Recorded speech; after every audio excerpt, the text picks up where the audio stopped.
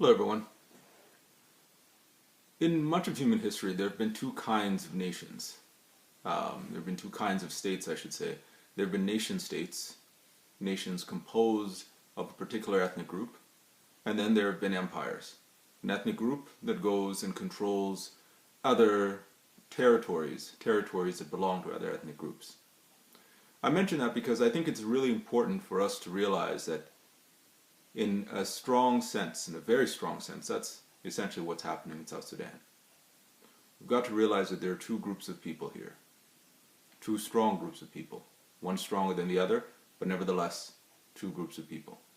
They're the Nuer, they are the Dinka. The Nuer are nation builders. Let me pause there for a second. The Nuer nation builders means that the Nuer focus primarily on building their nation. They want more people to come into their nation. That is historically what they've done.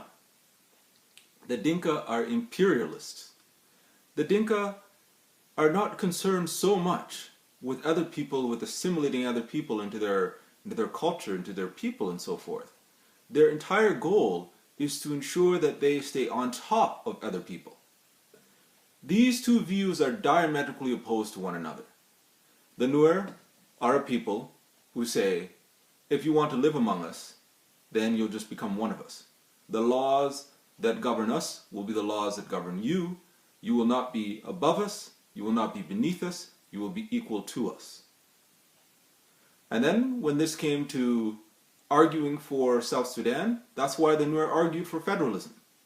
They reasoned very properly that they cannot go into the lands of other people and then rule them, for they wouldn't want people to rule them. Just as they didn't want the Dinka to rule them, just as rather they didn't want the British to rule them, which is why they fought against them. They had no problem with them coming into the land and talking and conversing and being friends. But as soon as the British decided and thought that they could rule over Nuer directly, that's when the Nuer had a problem. They said, you can't rule over us directly because this is our land and we're a people, we have a language, we have customs, and we have the right to rule in this territory. So that brought a problem with the imperialistic British, because the British, their aim was to rule over the lands of other people and then take their goods for themselves. The Nuer simply could not go along with this.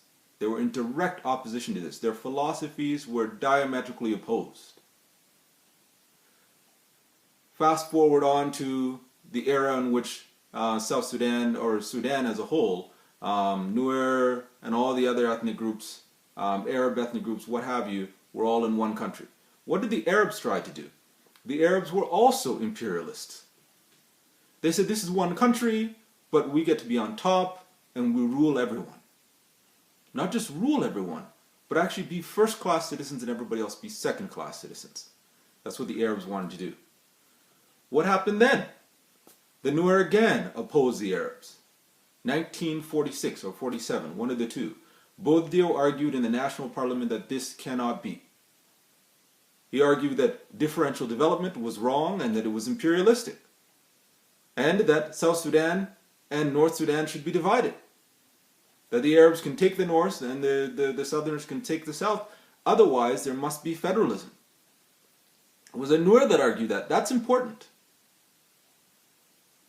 Then, Bourdieu said either there's going to be war or there's going to be federalism. Either there's going to be independence or there's going to be federalism. Bourdieu was not listened to. A little bit later, in the 1950s, all this agitation started. 1970s, what happened? The Nuer argued that the country has to be divided in half. The Nuer argued this.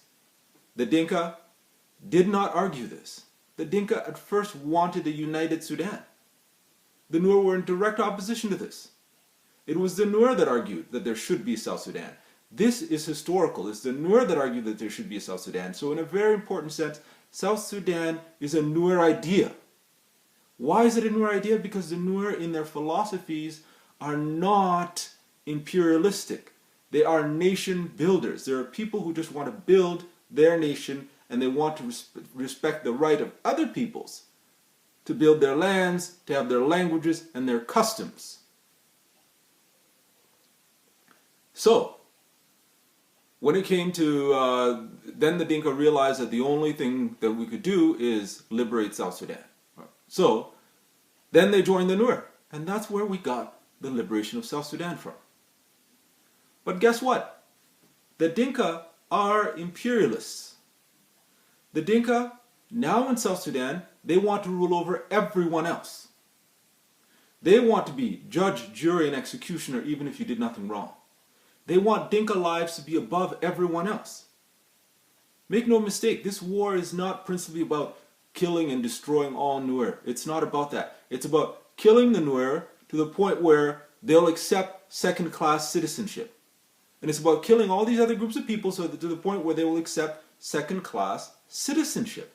And then once they accept second-class citizenship, you could kill them at will. They'll be second class, and the Dinka will be first class. Here are some examples.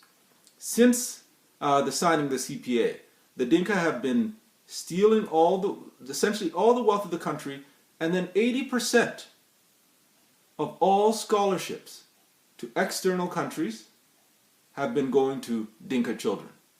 So that means in a group of 10 kids, 8 of them will be Dinka. And then with 2 for the other remaining 63 groups in South Sudan.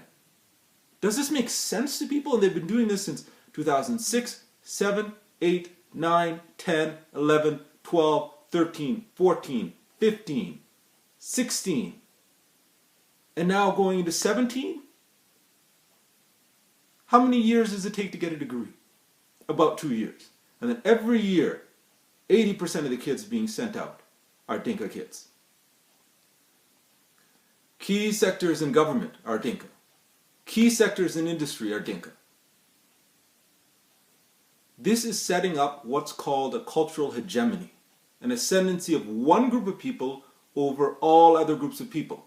So that one day, when Nuer people realize, wait, you're only rich like this because your fathers killed people and they stole money. What's the Nuer going to do then? Is he going to kill a Dinka? Well, then he'll have broken the law. So then the Nuer's children and his children's children will have a much harder time. Some people say, well, when we get the country, then our leaders will divide everything equally. All right, fine. Suppose that's the case. Suppose the SPLM-IO wins the war and then they make everything fair. But now you've got a case in which the Dinka has, say, $1 million and the Nuer has 0, and both give them $1 million. The Nuer has $1 million, the Dinka has $2 million. Who's going to be further ahead? The one who's going to be further ahead by $1 million by the exact ratio, by the exact amount that he was further ahead at the beginning is going to be the Dinka. Who's going to have nicer houses? The Dinka. Who's going to have better schools? The Dinka. Whose region is going to be better developed? The Dinka. So, in essence, who's going to be first class? The Dinka. So, why would anyone accept this sort of arrangement? Again, it's because the Dinka are imperialistic people. The Nuer are nation builders. Another example that's going to be historical, and then I'm going to finish the discussion. Just look at how the Dinka settled. This past summer, we saw that the Fertit people in Wau were being treated badly by the Dinka. Most people assumed that Wau was Dinka territory. Most of us just thought, well, you know, it's the Dinka that live in Wau, because they always talk about Wau as being their land. But the Fertit people live in Wau. And they're saying we're being treated badly by the Dinka. They're saying this is actually our land. So what the Dinka have done is they moved into a given area, and while there, they don't tell the people, okay, well, look, you've now got to become Dinka, we've got this land and so forth, and then the laws that govern us are going to be the laws that govern you, and we're going to be equal. They don't do that. Instead, they say, you stay what you are, except I'm just going to be better than you in this land. That is the quintessence, that is the distillation, that is the basis of imperialism. The desire to use other people, to be on top of them. That is imperialism, to have an empire. That's what they want. And that's what the Dinka want for South Sudan. they like, as a people, this is the philosophy of theirs, they like, as a people, to be above other people. They don't like this idea of equality. And you've got to grasp this if you're going to be a mature human being. These are things in the world. They actually exist. There are peoples who think like this. If this is not true, how did we get the British Empire? How did we get the Roman Empire? How did we get the Austro-Hungarian Empire? We got all of these empires because there are peoples on earth who think like this. Think about what Hitler wanted. The Third Reich that would last 1,000 years? Hitler wasn't about destroying everyone. He hated the Jews, he was about exterminating the Jews, but when it came to other groups of people, he said, we'll use them for work. So their goal was to have the Germans on top of everyone, even other Europeans. So the Germans were imperialists. The Nuer, when you look at their movement from Bentiu forward, what did they do? That entire land, it's just them living there, from Bentiu all the way to Maiwut, all the way to the edges of Ethiopia. It was just Nuer living there, and they did that purposefully. They would come to a given area, whether they bought that land from the people that lived there, or if it was uninhabited, or if they fought for that land and they got that land. Then they would tell the people, you've got two choices. Either you can become a Nuer and live under the laws that we live under, become one of us, or you can leave and go elsewhere. Because we're not willing that you should live in the land under a different political system, and then we live under a different political system, so that we rule over you. We're not imperialists. The Nuer say, "Kya na de yak." That means people should not be oppressed. So the Nuer are viscerally against oppression. So they just tell the people, either become one of us so that we live under the same laws, so that you're equal to me, or go find a different place to live where you can live under your own government, under your own system, and then we can be friends, we can visit one another. That is the Nuer philosophy. That's why you find from Bentiu all the way to Maiwut, you just see Nuer people, just Nuer, Nuer, Nuer. That is what's called a nation state. So the Nuer are nation state builders. They like the idea that every group of people has their own land, that they control, that's understood as their territory, they practice their language, their customs, everything. That's how they think about it. Even in their theology, they say that God created all nations for the purpose of dwelling on the face of the earth and gave each one lands. It's not just something they got from the Bible, it's something they've always had in their minds. So now, that's why there's a war in South Sudan. The Nuer do not, even the most uneducated Nuer, the one who doesn't even know how to write his name, that's a philosophy that's in his mind. Every Nuer, every true Nuer, man, woman, or child has just this thought viscerally that of course people should be free.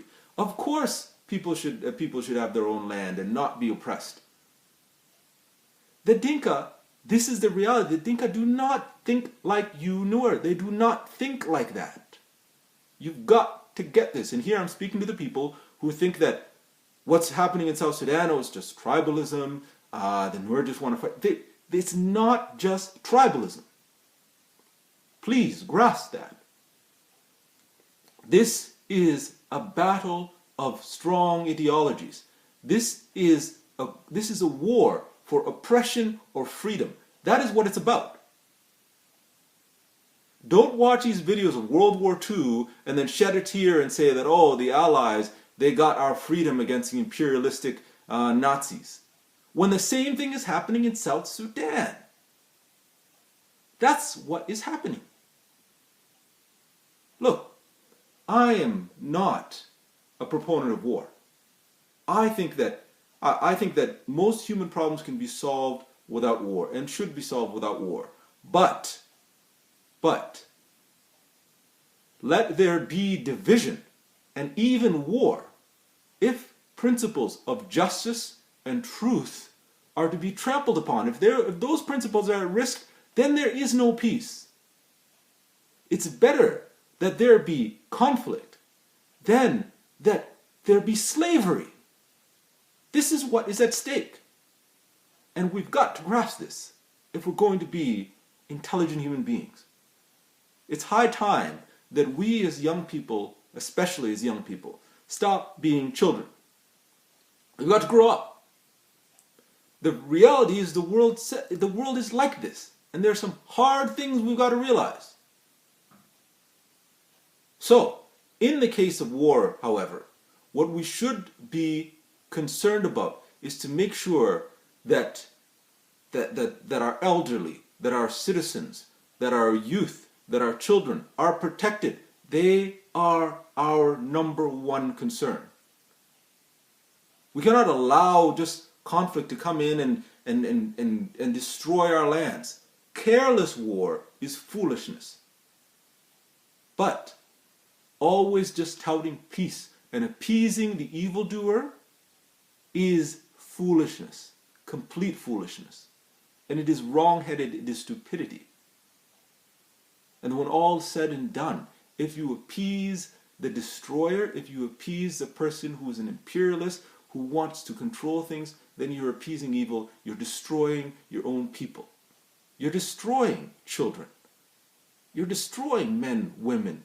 You're destroying these lives. Say the truth. Argue for the truth.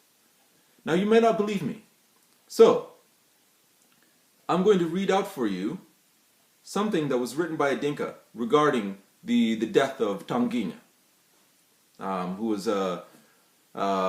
one of the men who principally fought for us, but because of his fallout with Riek Machar, decided that he had to fight some other way. I disagree, of course, fully with what he's done, but the fact of the matter is, this is a sad case, because he was a Nuer general who made a mistake, a very foolish mistake, and even though I agree that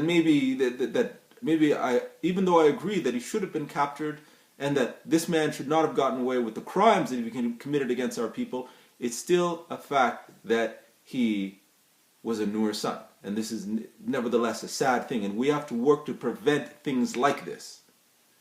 But here's what a Dinka said. A Dinka on Facebook wrote, and the Dinka's name is Highway Cholbar, highway, as you would spell highway, and then Chulbaar. Anyway, he says, they are killing themselves, guys, assumingly addressing the Dinka. Now, Jiang Empire will use this advantage to punish them both, referring to the SPLM-IO and to the group that Tanginya was with, the group of Lamachol. And he continues to say, with Riek Machar arrested in South Sudan and many Nyangats, fake generals, are falling down the fields, today is Tanginya and tomorrow another many useless general will fall. SPLA, oye, Jiang Empire, oye, South Sudan, oye. Do you need any more? Is there any more proof that's required? The Dinka want to establish a Dinka empire. Now you might say, oh, but my Dinka friend is good and they're nice and they don't want to establish a Dinka empire. We're talking about philosophies here. I'm not talking about any single Dinka. I'm talking about the philosophy of their culture. And besides, if your good friend, if your good Dinka friend is a nice person, why don't they work to prevent this among their people? They don't need to come to you and tell you that they're a nice person. They need to go to their people and they need to say what we're doing is wrong.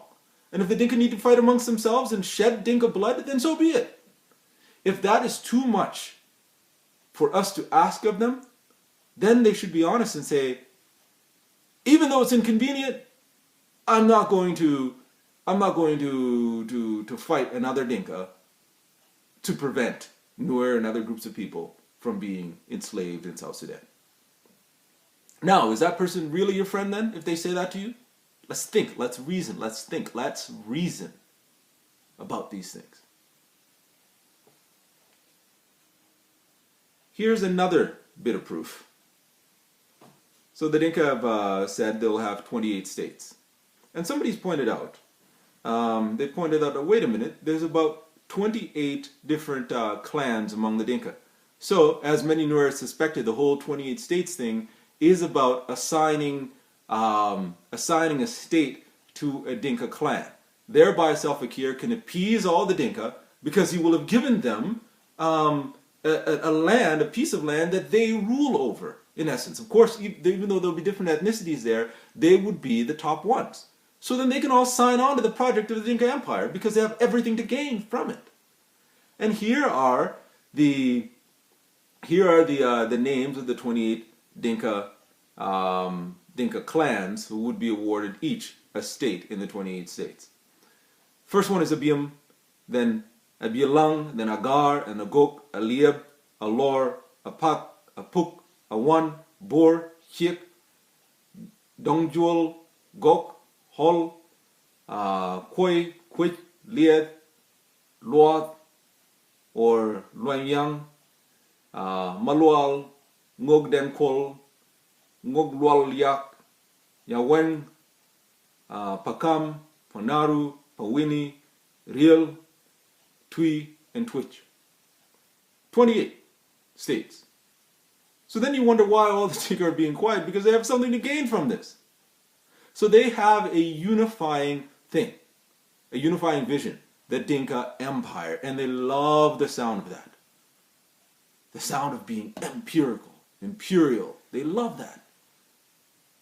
The Nuer are nation builders. They are not about oppression. They don't oppress people. The Nuer say to people, become one of us and live under the same laws because I don't want to oppress you, or find a different place to live and we can still be friends. That's why the Nuer are fighting for federalism. That's why the Nuer came up with the idea of South Sudan. That's why the Nuer fought the British. That's why. It's because of what's in their ideas. They're noble-minded people. That's what the Nuer are arguing for. That's the people that you belong to. You've got to understand this. Now the Dinka have a problem. The Dinka have these great aspirations of being imperialists and so forth, but they can't fight. They can't fight. They're afraid of war. They do it through cheating and lying and theft and buying people out and bribes. That's how they do it. The Nuer don't appeal to bribes. The Nuer, they try to appeal to people's sense of honor, people's sense of justice. That's why it seems to be as though, well, the Nuer are not clever.